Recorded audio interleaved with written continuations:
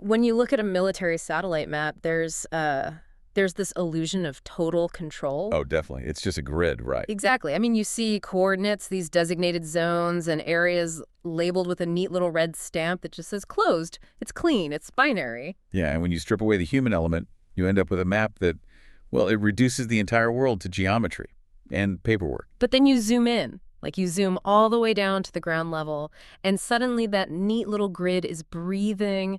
It's messy, it's complicated, and it is full of living, breathing people. Right. And the consequences of treating that breathing reality like a sterile grid, well, they're measured in human lives. So today, we are taking a stack of sources. Specifically, an editorial story treatment, broadcast recommendations, and interview guides, all dated April 13th, 2026. Right, and we're using those to unpack exactly how that map failed in a tragedy that is currently dominating the national conversation in Nigeria. We're looking at the recent airstrike at the Jilli market.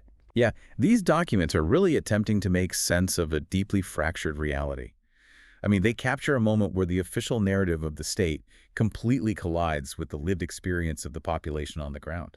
Our mission for this deep dive is to take this highly complex, emotionally charged, and frankly, fiercely disputed event and distill it down into clear, understandable insights just for you.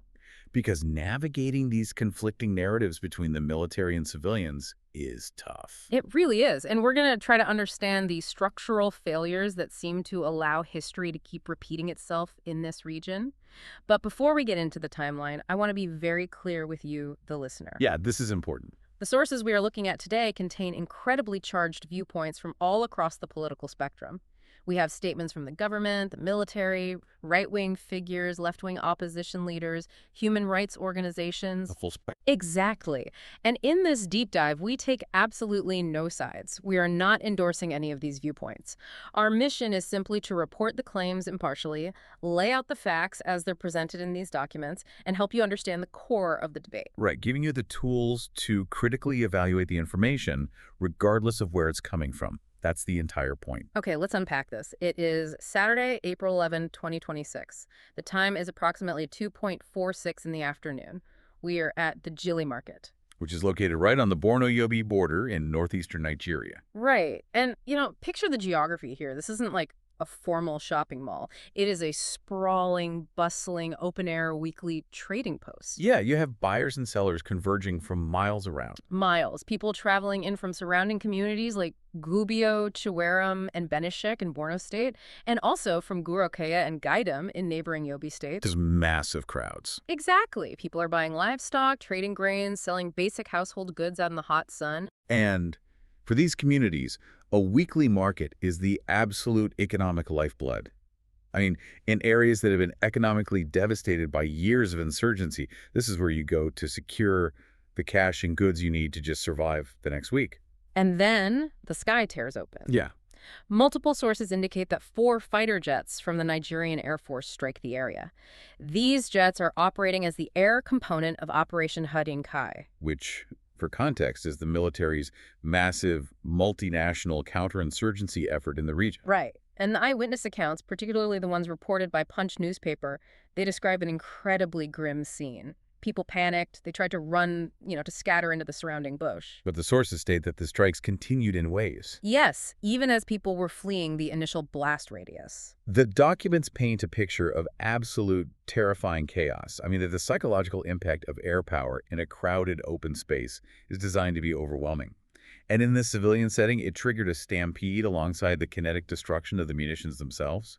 It's horrifying, and immediately after an event like this, the first thing the world wants to know is the human cost.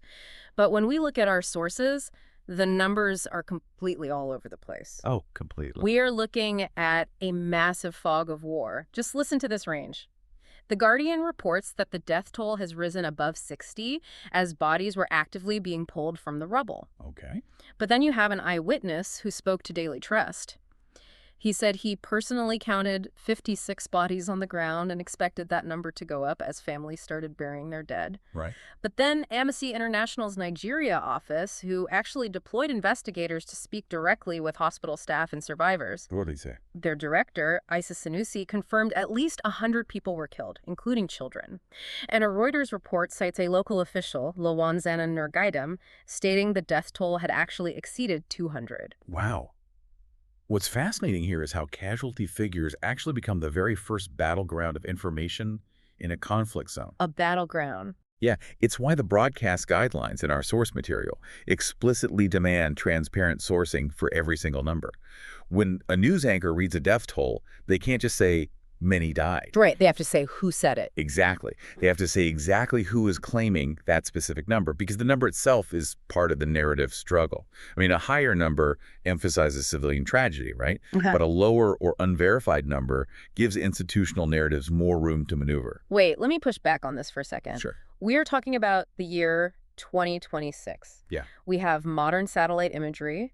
We have sophisticated reconnaissance drones loitering in the sky. We have sensors that can pick up thermal heat signatures. How is there such a massive, glaring discrepancy in the numbers? It's a fair question. Like, how do you go from 56 to over 200 in an era where military technology can read a license plate from space? Well, the technology usually isn't failing to capture the data. The sensors work. The cameras work. Then what is it? The discrepancy comes from the fundamental underlying definitions of what the target actually was. Yeah. The military and the civilians are looking at the exact same patch of Earth, looking at the exact same thermal blobs on a screen and seeing two entirely different things. Wow. Yeah. The military is counting eliminated threats. The local officials are counting missing neighbors. Missing neighbors, man. Yeah. That distinction brings us directly into the dueling narratives outlined in the documents. Let's look at the official military and government stance impartially. Okay. The Nigerian Air Force, speaking through their Director of Public Relations and Information, Air Commodore Ihamin Ejodame, confirmed they carried out the operation, but he described it as an, quote, intelligence-led precision mission. Right. The target they claimed to have hit was a confirmed terrorist enclave. Specifically, a logistics hub used by Boko Haram and Islamic State West Africa Province, or ISWAP fighters. And political and military leadership really reinforced that operational perspective. Retired Lieutenant General Tukur Buratai, a former chief of army staff who understands this theater of war intimately, he defended the strike. Right. He stated it was a necessary military action based on credible, actionable intelligence regarding insurgent movements. And Borno State Governor Babagana Zulum offered a highly specific defense of the operation. He stated categorically that the Borno state government had officially closed the Jilli and Gazaburi markets 5 years ago. 5 years ago. Yeah. Because the area was a known enclave for insurgents who used it to source their supplies, the official government position is that this market simply did not exist. On paper, it was a closed, insurgent-run logistics hub. And that is the core of the state's argument. If a facility is legally shuttered because it serves the enemy, anyone operating within it is, by definition, part of that illicit insurgent network. But the civilian and human rights narrative in our sources completely rejects that framing. Former Vice President Atiku Abubakar called the airstrike a devastating failure in the protection of civilians. Absolutely. Amnesty International condemned it in the strongest possible terms. They called the use of air power in a civilian setting reckless and unlawful, arguing that launching air raids on populated areas is never a legitimate law enforcement method, regardless of what the paperwork says. It's a totally different reality. Look, let's think about Governor Zulum's defense, the idea that the market was closed 5 years ago. Okay. Imagine a city officially condemns an old warehouse building. The paperwork is filed, the red stamp is on the document. Officially, it's closed. Right. But in reality, hundreds of locals still hold a massive, unauthorized farmers market inside that building every single Saturday. Everyone in the neighborhood knows it happens. The local cops know it happens. But an open secret. Exactly. You can't just drop a wrecking ball on that building on a Saturday afternoon, crush the vendors, and then claim you didn't know people were inside simply because your 5-year-old paperwork said the building was empty. That analogy gets to the absolute friction of modern counterinsurgency. Groups like ISWAP, They don't operate out of traditional military bases with flags and uniforms. Right. They embed themselves in shadow economies. They go to these rural markets in civilian clothes. They buy fuel, they buy grains, and crucially, they extract levies or zakat, essentially taxing the civilian traders. Taxing them just to be there. Yeah. So if insurgents are taxing a market to fund their operations, does a bustling, civilian-heavy trading post suddenly become a legitimate military target? Does the presence of 30 insurgents buying supplies override the presence of hundreds of civilians simply trying to buy food? That's the impossible question. And the military's response to these immense public questions, according to the sources, is the activation of something called the CHAI cell. The Civilian Harm Accident and Investigation Cell. The Chief of Air Staff directed this specialized unit to proceed on a fact-finding mission, stating publicly that the military treats all reports of civilian harm with the utmost seriousness. But the sources highlight a profound skepticism about this cell. The civilian population isn't buying the precision strike narrative, and they aren't trusting the CHA cell to deliver the truth. No, they're not. And that skepticism isn't coming out of nowhere. It is born from a very specific, tragically repetitive history. Because analysts looking at this region know that the Jilli market strike isn't an anomaly. It is the latest data point in a deeply troubling pattern of aerial bombardment errors. I want to walk through this timeline because hearing the repetition really grounds the anger we see in the source material. It's heavy. January 2017, Rann in Borno State. A Nigerian Air Force jet bombs an internally displaced persons camp. People who had already fled Boko Haram were bombed by their own military. Wow. At least 115 people dead, including 6 Red Cross aid workers. And then, moving forward to April 2020, Sakatoku Village, 17 people dead, including children playing under a tree. Unbelievable. December 2022, Utumji Village in Zamfara State. A strike aimed at armed bandits ends up killing at least 64 civilians. And then December 2023, Tudun Biri Village in Kaduna State. This one is particularly horrifying. Military jets strike a gathering of residents. They weren't combatants. They were simply celebrating a Muslim festival, the Maulud procession. Just a religious gathering. Yeah. Amnesty International puts the toll there at over 120 people. And just to understand the mechanics of that failure, drone operators reportedly saw a large gathering of people moving at night. Right. Relying purely on thermal imaging and without ground intelligence, they misinterpreted the signatures of a religious gathering for a massing of insurgent forces preparing an attack. And the timeline continues right up to December 2024 in Sokoto State. Jets targeting Lakarau militants strike civilian communities, leaving at least 10 dead. When you look at the aggregate data provided in the sources, the scale is staggering. According to a tally by the Associated Press, Nigerian military airstrikes have killed at least 500 civilians since 2017. 500 civilians. Yeah. And a 2023 SBM intelligence report confirmed that not only is there a pattern of increasing errors, but there is virtually zero compensation paid to the families of the victims. Zero compensation. That is a massive detail. So what does this all mean? How does a heavily funded modern military force make the exact same catastrophic targeting error repeatedly for nearly a decade? If we connect this to the bigger picture, we have to stop looking at Jilli Market or Tudun Biri as isolated accidents. Security researchers and analysts featured in the documents point to systemic structural root causes within the military apparatus. The documents consistently identify 5 specific structural failures. Let's break down how these actually happen in practice. Okay, first is the poor coordination between ground forces and air assets. In complex terrain like the Borno-Yobe border, the pilots in the sky are often moving too fast and operating on different communication frequencies than the infantry or intelligence officers on the ground. Wait, really? Yeah. The people seeing the target with their own eyes can't talk directly to the person pulling the trigger. That's terrifying. Second is the inadequate use of human intelligence. Modern militaries fall in love with their technology. They see a heat signature on a drone camera and trust the screen, completely bypassing the need to have a human informant verify who is actually standing in that field. Just trusting the blobs. And the third failure mentioned in the sources is almost hard to process. Errors in simply copying targeting coordinates. In a digital age, you still have human beings relaying information. A ground unit might call in a 9-line grid coordinate over a static-filled radio. Right. An operator in a command center writes it down on an e-board, maybe gets one digit wrong, and punches that flawed number into a fire control system. Just one digit. A single transposed number shifts the bomb's impact zone by miles, landing it squarely on a village instead of an insurgent camp. A basic administrative typo that results in mass casualties. Exactly. Mm. Fourth is institutional pressure to demonstrate operational results. Mm. This is a long war. Operation Heidenkai has been grinding on for years. Yeah. There is immense pressure from the top down to show that the military is actively degrading ISWAP's capabilities. That pressure to produce wins can incentivize commanders to act aggressively on incomplete information.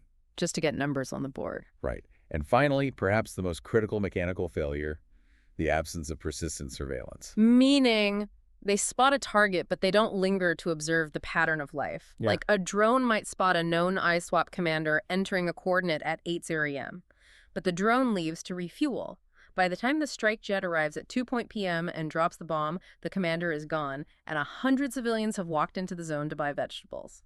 And that failure to observe before striking brings us directly into the realm of international humanitarian law.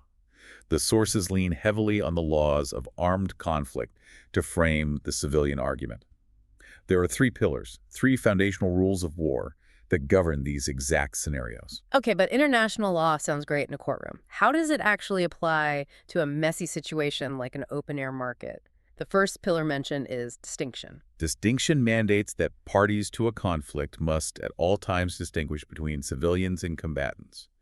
You cannot designate an entire geographic zone, like the Jilli market, as a free fire area just because insurgents are known to operate there. Right. You have to isolate the specific combatants. But practically speaking, how does a drone operator apply distinction when an ISWAP fighter is wearing civilian clothes and haggling over the price of yams next to a local farmer? That is the ultimate friction of this war. And when distinction becomes nearly impossible, the law demands you rely on the second pillar, proportionality. This rule prohibits attacks where the expected civilian casualties would be excessive in relation to the anticipated military advantage. Even if you positively identify 3 top ISWAP commanders in that market, if dropping a bomb to get them means killing 60 civilian traitors. The strike is disproportionate. Exactly, and therefore unlawful. The third pillar outlined in the sources is precaution. Precaution dictates that all feasible measures must be taken to avoid, or at least minimize, civilian harm before carrying out an attack. You have to verify the target, check the time of day, and assess the pattern of civilian life. Here's where it gets really interesting, based on our source material. There is a massive contradiction regarding the specific idea of precaution. Let's look back at Governor Zulum's official statement that the Borno state government closed the Jilli market 5 years ago due to insurgent connections. Yeah. If the state government knew this location historically attracted civilian traders, and they knew it was a traditional weekly gathering spot, where was the precaution? And that is the defining legal and moral question of the Jilli market strike. If the intelligence apparatus knew this was a historic Saturday market, what specific assessment preceded the decision to drop munitions on a Saturday afternoon? Right. Bypassing that persistent surveillance is essentially bypassing the legal requirement for precaution. Going back to our analogy, you can't blow up the condemned building on a Saturday without checking if the farmers are setting up their stalls. So who actually holds the military accountable for skipping that step? The documents highlight loud demands for legislative oversight. Islamic scholar Sheikh Ahmad Gumi is prominently featured, specifically questioning who authorized the Jilli operation. Okay. He publicly called on the Nigerian Senate to immediately conduct hearings into this long-standing pattern of military bombings. But the sources also note a very deep, entrenched historical cynicism regarding the Senate's role. Yeah, because the public has heard this exact demand before. Similar impassioned calls for Senate hearings were made after the Rann IDP camp bombing in 2017. They were made again after the Tudun Biri festival bombing in 2023. And yet, according to the historical data in the documents, no meaningful, permanent legislative accountability mechanism has ever materialized. The legislature has routinely deferred to the military's internal investigations, failing to assert independent oversight over these aerial operations. So we have a military investigating itself through the newly activated CAI cell, a Senate that historically refuses to intervene, and a highly vulnerable civilian population that continues to bear the absolute worst costs of the conflict. It creates a tremendous, dangerous gap. The state produces an official, institutional narrative of precision and success, while the citizens experience a ground-level reality of terror and loss. And that gap is exactly why we wanted to take you on this deep dive today. Why should you care about the Jilli market, especially if you live thousands of miles away from the Borno-Yobe border? Because this story highlights the crucial, often life-or-death difference between an institution's paperwork and human reality. Navigating that gap, questioning the official map when it doesn't match the lived experience on the ground, that is an essential skill for anyone trying to be a critical thinker in today's world. Absolutely. You have to be able to look past the bureaucratic language of logistics hubs and ask who is actually standing in the crosshairs. Understanding the mechanics of how these failures happen and the laws that are supposed to prevent them is the only way to effectively challenge those institutional narratives. To quickly recap what we've unpacked today from the April 2026 sources, we have a fiercely disputed airstrike at the Jilli market. We have a horrific human cost, with casualty estimates ranging from 56 to over 200 lives, obscured by the fog of war. We are looking at two entirely different realities colliding. A military claiming an intelligence-led strike on an ISWAP logistics base, and civilians describing the massacre of a bustling trading post. We've traced how this fits into a decade-long pattern of fatal errors, driven by structural failures in communication, intelligence gathering, and a lack of precautionary surveillance. And we're left looking at the military's cell and the Nigerian Senate, wondering if this tragedy will finally force real systemic accountability. It is a heavy, complex dynamic. As long as insurgent forces embed themselves in civilian economies, the structural pressures that lead to these errors will remain incredibly high. It really is a devastating loop. So as we wrap up, I want to leave you with one final thought to mull over. Let's go back to that satellite map we talked about at the very beginning. The neat grid, the clean lines, the red stamp that says closed. If a highly vulnerable population relies on an officially closed market for their daily economic survival, even while insurgents are actively exploiting that exact same market to collect taxes and move supplies, can any military intelligence, no matter how advanced the drone or the camera, truly separate the enemy hub from the civilian lifeline? It's a profound question. And until modern warfare can somehow solve that impossible equation, won't the skies simply remain a source of terror for people who are just trying to buy their weekly goods? Something that requires deep reflection from anyone analyzing modern conflict. Thank you so much for joining us on this deep dive. Take care.